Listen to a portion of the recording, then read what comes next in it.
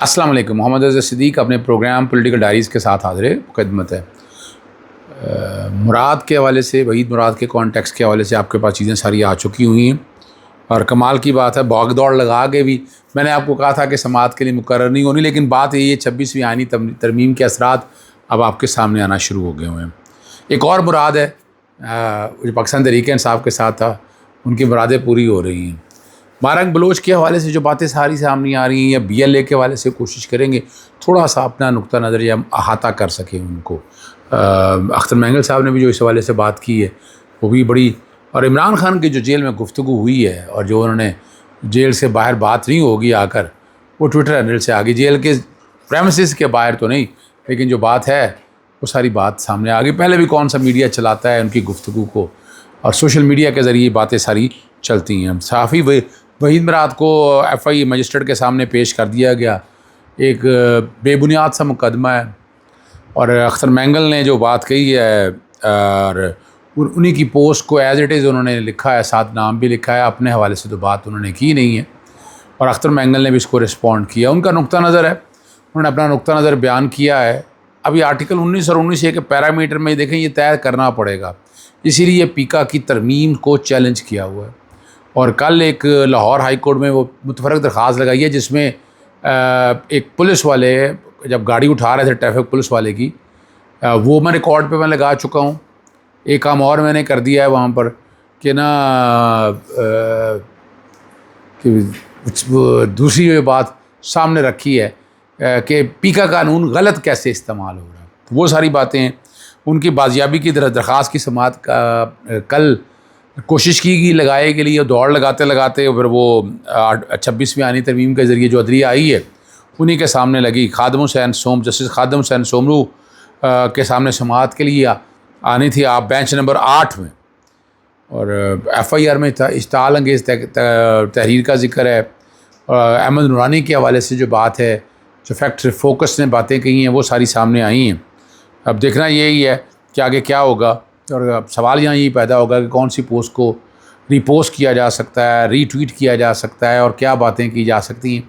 ये बड़ा मुश्किल हो गया। अब पाकिस्तान के अंदर आज़ादी ज़राए बड़ी बुरी तरह से सलब हो गई है, और सियासी जमातें आला कार बनी हुई हैं, खामोश बैठी हुई हैं। इस पर अब क्या होगा ये समझना है। अगर ये समझ आ जाए तो चीज़ें बहुत बेहतरी की तरफ जाएंगी, पर बड़ा मुश्किल नज़र आता है। हालात बहुत टाइट हैं, मुश्किलें अपनी जगह पर हैं, लेकिन इसीलिए इमरान खान बड़ा वाज़ेह तौर पर बोल रहा है, और वो बात इमरान खान वाज़ेह तौर पर बोल रहे हैं, बात कर रहे हैं।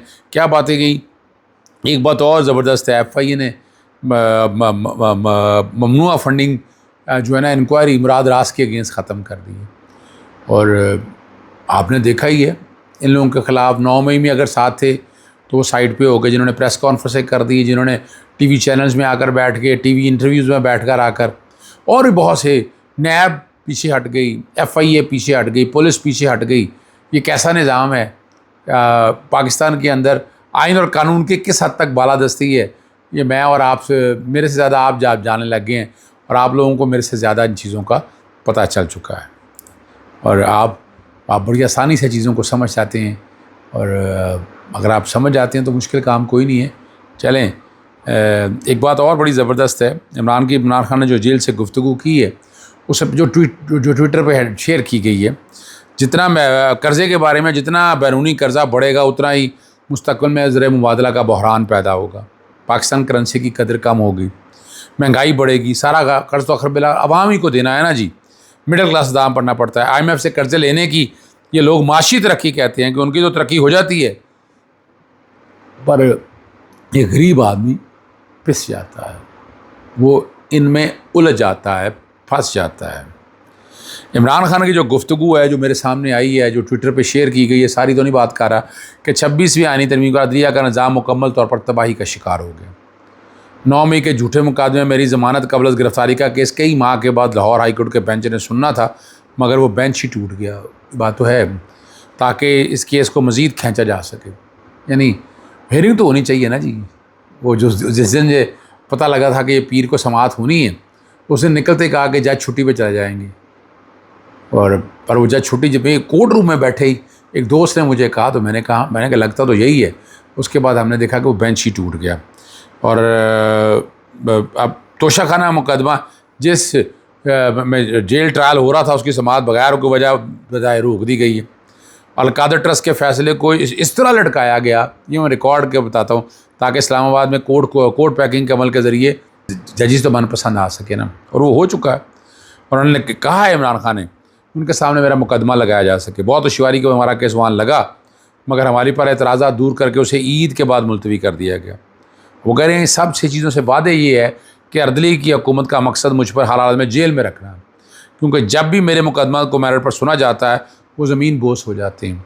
ये सब एक फ़िक्स मैच है जो एक मुनज़्ज़म मनसूबे के तहत खेला जा रहा है। ये इमरान खान साहब ने ट्विटर हैंडल पे ये बातें की हैं, ये उनका नुक्ता नज़र है। आवाम सारी ने सुन लिया है, देख लिया है।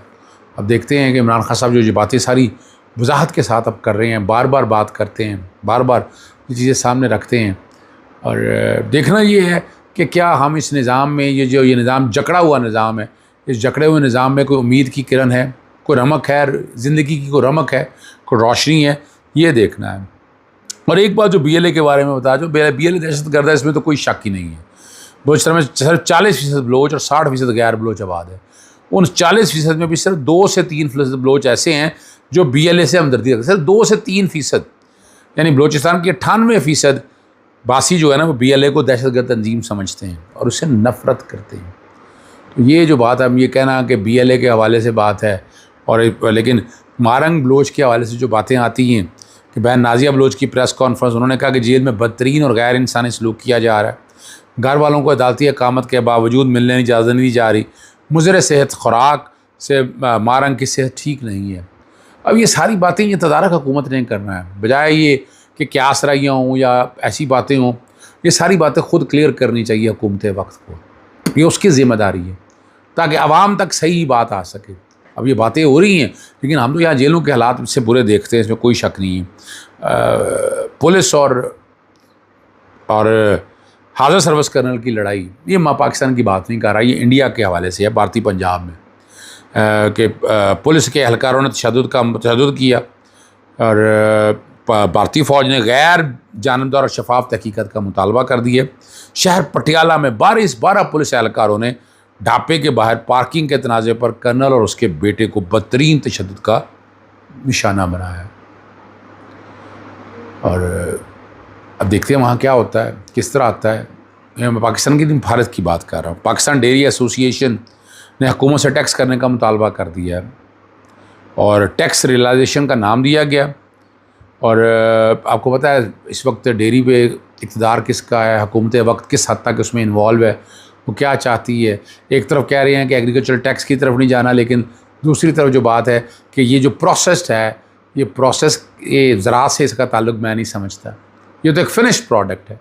डेयरी प्रोडक्ट से जो चीज़ें निकलती है उस पर टैक्स पूरे होने चाहिए, इसमें कोई रिलैक्सेशन नहीं होनी चाहिए। ठीक है जी। एक और बात जो है वो उस पर तहकीक बड़ी ज़रूरी है।